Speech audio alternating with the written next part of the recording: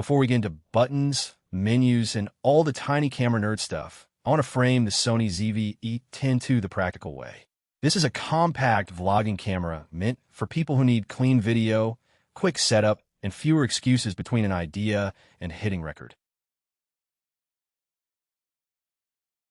Out of the box, the whole setup feels very creator-focused.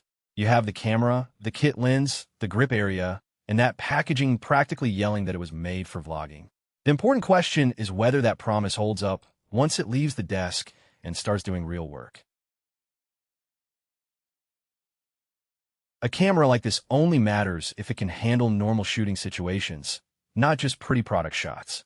Outdoors with grass, trees, distance, and movement, you start to see how the lens, stabilization, and autofocus choices affect the final image when you're actually making content. One of the first things people notice is the flip-out screen. And for video, that is not a luxury feature. Being able to face the display forward makes self-recording much easier, whether you are setting exposure, checking framing, or making sure your head is not awkwardly clipped.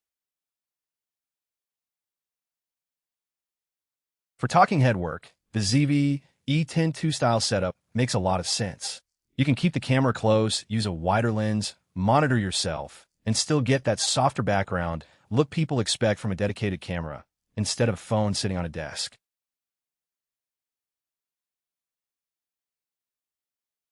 Looking at the front, the kit lens keeps the package small and friendly.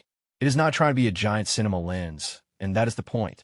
For everyday videos, travel clips, family stuff, and beginner YouTube work, compact gear often gets used more than perfect gear. The real value is how approachable the camera feels while still giving you room to grow. You can treat it like a simple point-and-shoot for video, then slowly learn focus modes, exposure, audio, lenses, and picture settings as your needs get more specific.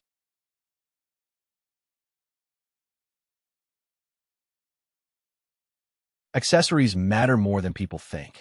A small windscreen, cable, battery, or strap can be the difference between a clean shoot and a frustrating one.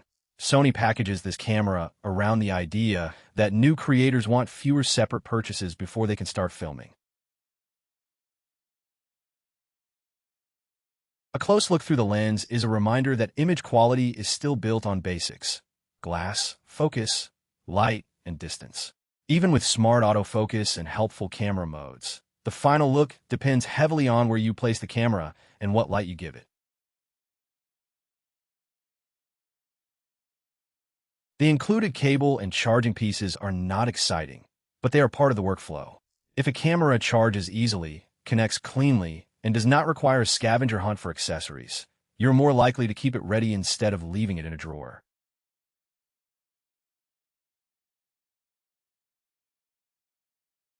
What I like about this category is that it does not force you to become a camera technician on day one. You can start with simple talking videos, then gradually understand why aperture, shutter, ISO, and lens choice matter when the automatic settings stop being enough.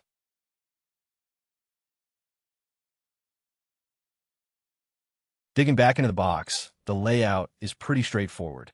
You get the camera body, lens, and supporting bits in separate compartments, which makes setup feel organized. It is a small detail, but beginners appreciate gear that does not feel intimidating before it even powers on. That f3.5 marking is worth talking about because it sets realistic expectations. The kit lens can absolutely make good video, but it is not a super bright low-light lens. For clean indoor results, you still want decent lighting and a little attention to your background. The nice thing is, you do not need to replace the lens immediately. Learn the kit lens first. Figure out your common focal lengths, where your room looks best, and how close you like the camera. Then any upgrade you buy later will make more sense.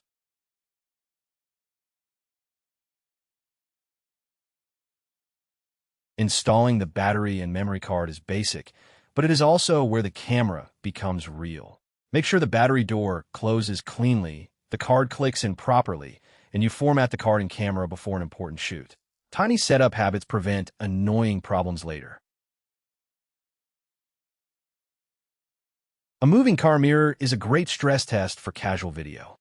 Reflections, motion, changing light, and vibration all challenge the camera at once.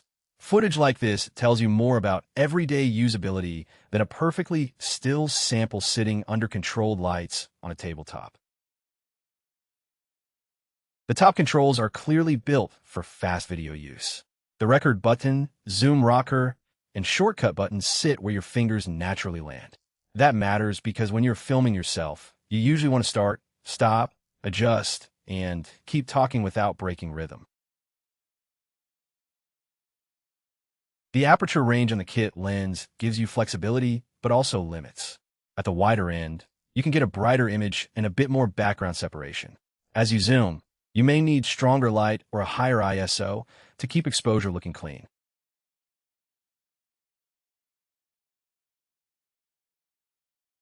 Setting the date and time is the least glamorous part of any new camera, but do it anyway. Correct timestamps make file sorting easier, especially when you mix footage from multiple cameras, phones, or audio recorders. Future you'll be grateful during editing. Steady shot is one of those menu items worth checking early. Active stabilization can help handheld footage look calmer, especially while walking or holding the camera at arm's length. The trade-off is usually some change in framing, so test it before relying on it for a full shoot. The top-mounted mic area and wind muff point directly at the vlogging audience. Built-in audio will not replace a dedicated microphone in every situation, but wind protection and smarter placement can make casual clips much more usable when you are outside or moving around.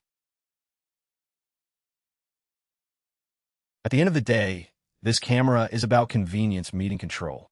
Phones are amazing, but a dedicated interchangeable lens camera gives you more creative room.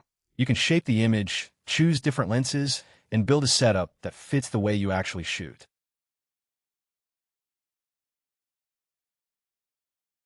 The rear screen gives you a proper live view with exposure and audio information, which is exactly what you want while recording. Seeing levels, focus behavior, and framing a glance helps you catch mistakes before they become 20 minutes of unusable footage.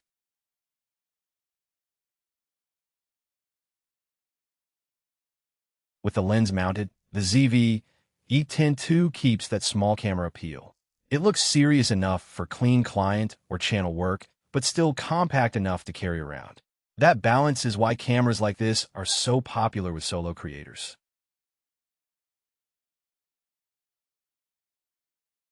Focus area settings are where the camera starts feeling more customizable. Wide focus is simple. Zone gives you more control, and smaller areas help when the camera needs direction. Learning these options makes autofocus feel less mysterious and gives you better results in tricky scenes.